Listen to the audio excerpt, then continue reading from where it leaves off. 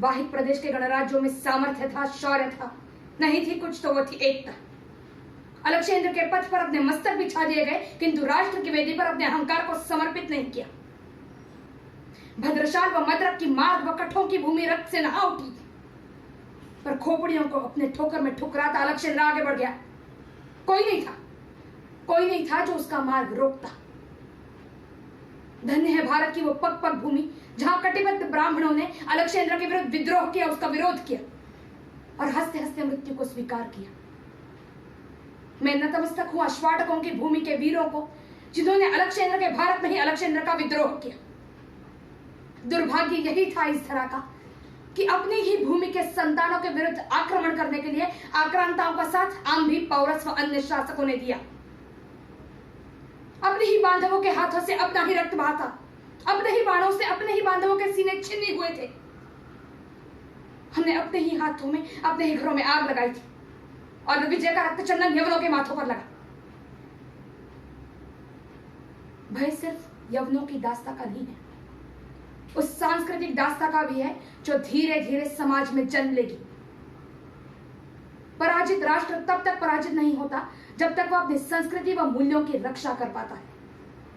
परकीय धर्म व जाति के नाम पर खंड खंड में बटाए भारत क्या अपनी संस्कृति की रक्षा कर पाएगा? यदि आक्रांताओं को इस भूमि में स्थिर होना है तो उन्हें व्यक्ति को व्यक्ति से जोड़ने वाली संस्कृति पर आक्रमण करना होगा, और वे करेंगे यदि हम सावधान नहीं हुए तो। और यदि हमने अपनी सांस्कृतिक विरासत को छोड़ दिया तो हमारा पतन निश्चित है।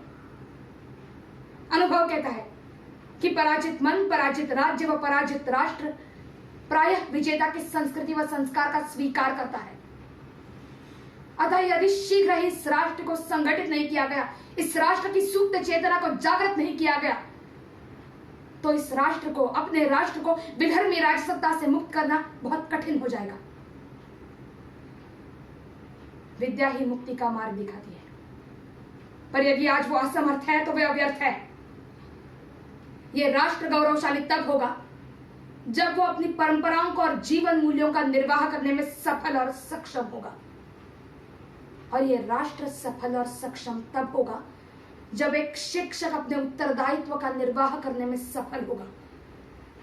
और शिक्षक अपने उत्तरदायित्व का निर्वाह करने में सफल तब होगा जब प्रत्येक व्यक्ति के हृदय में राष्ट्रीय चरित्र का निर्माण होगा। यदि व्यक्ति राष्ट्रभाव से हीन है, राष्ट्रभाव से शून्य है, अपने राष्ट्रीयता के प्रति सजग नहीं है, तो एक शिक्षक की असफलता है।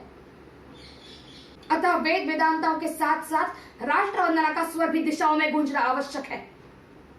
अतः शीघ्र ही व्यक्ति, समाज और राष्ट्र को एक सूत्र में बांधना होगा, और वो सूत्र राष्ट्रीयता ही हो सकता है। शिक्षक इस चुनौती का स्वीकार करे और शीघ्र ही अपने राष्ट्र का नवनिर्माण करने के लिए सिद्ध हो। संभव है कि आपके मार्ग में बाधाएं आएंगी, परंतु शिक्षक को उस पर विजय प्राप्त करनी होगी। और यदि आवश्यकता पड़े तो शिक्षक शस्त्र उठाने में भी पीछे न हटे। मैं स्वीकार करता हूं कि शिक्षक का सामर्थ्य शास्त्र है, पर यदि शस्त्र मार्ग में बाधक हो और राष्ट्र मार्ग के कंटक केवल शस्त्र की ही भाषा समझते हो, तो शिक्षक उन्हें अपने सामर्थ्य का परिचय अवश्य दे। अन्यथा सामर्थ्यहीन शिक्षक अपने शास्त्रों की भी रक्षा नहीं कर पाएगा। संभव है कि राष्ट्र को एक सूत्र में बांधने के लिए शिक्षक को सत्ताओं से लड़ना पड़े, परंतु स्मरण है कि सत्ताओं से राष्ट्र महत्वपूर्ण है, राजकीय सत्ताओं के हितों से राष्ट्रीय हित महत्वपूर्ण है। अतः यदि राष्ट्र की वेदी पर सत्ताओं की आहुति देनी पड़े तो भी शिक्षक संकोच न करे। आज मैं यहां से किसी मागध, किसी मालव, किसी लिच्छवी, किसी कुरु, किसी पांचाल को नहीं जाने दूंगा। आज यहां से सिर्फ एक भारतीय जाएगा। अनेक प्रकार के भाषा बोलने वाले, अनेक प्रकार के धर्मों को धारण करने वाले जनसमूहों को हमारी भारत की भूमि एक घर में निवास करने वाली सहोदरों के समान धारण करती है। हमारी मातृभूमि राजनीतिक रूप से अनेक महाजनपदों में बटी अवश्य है, परंतु सांस्कृतिक रूप से वह एक है। देख रहा हूं कि जनपदों की राजनीति मानव को मानव से तोड़ रही है। अतः राजनीति के इस दायित्व का निर्वाह संस्कृति को करना होगा। संस्कृति को ही सेतु बनना होगा, क्योंकि संस्कृति कोई जाति नहीं है, कोई धर्म नहीं है, संस्कृति कोई भाषा नहीं है, भारतीय अध्यात्म दावे के साथ कहता है कि मानव का ईश्वर से एकाकार निश्चित है, परंतु उससे पहले मानव का मानव से एकाकार तो हो। इसलिए इस सोए हुए समाज को जागृत करना होगा। इस राष्ट्र में शक्ति है पर वो सुप्त है, उसे जागृत करना होगा। इस समाज में जो सामर्थ्य है उसे जागृत करो, इस राष्ट्र में जो सामर्थ्य है उसे जागृत करो। पर ध्यान रहे, स्वतंत्रता का यह यज्ञ यौवन का बलिदान मांगेगा, स्वार्थ का बलिदान मांगेगा, और तो और जागृत हुए रणचंडिका जीवन का बलिदान मांगेगी। याद रहे, जागृति लक्ष्य है, आक्रांताओं से मुक्ति लक्ष्य है।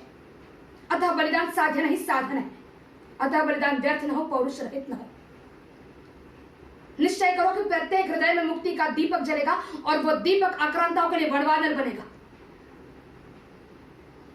सर्वत्र सुखिनः सन्तु, सर्वे सन्तु निरामया, सर्वे भद्राणि पश्यन्तु, मां कश्चित् दुःखभाग् भवेत्। मां भारती तुम्हारा मार्ग प्रशस्त करे। उत्तिष्ठ भारत।